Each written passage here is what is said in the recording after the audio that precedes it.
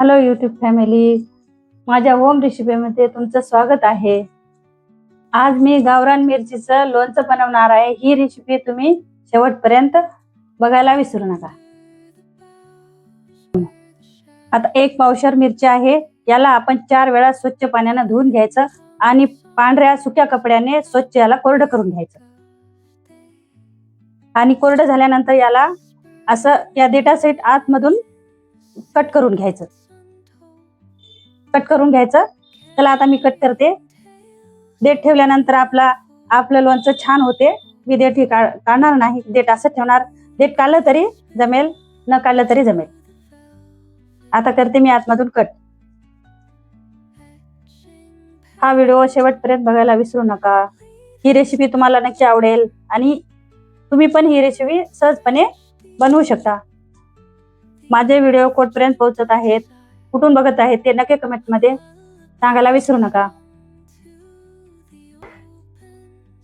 चला, सर्व मिरची कट करून झालेली आहे। ही हिलेली आहे।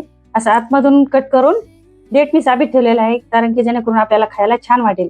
असं देठ असे छान वाटेल एकदम, म्हणून मी याच्यामध्ये मसाले मिक्स करूया आपण। हा मसाला आहे जिरा पावडर,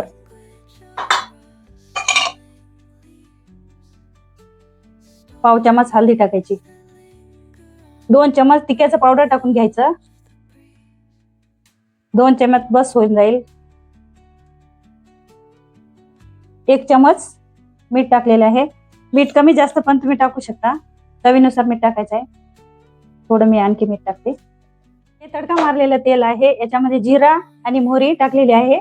याला मी थंड होण्यासाठी 20 मिनिटासाठी साईडला ठेवलेलं आहे। आता हे तेल आपण याच्यामध्ये ऍड करते मी।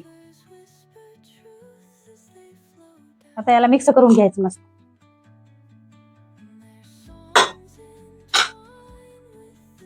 आता ना मस्त याला छान मिक्स करून घ्यायचं।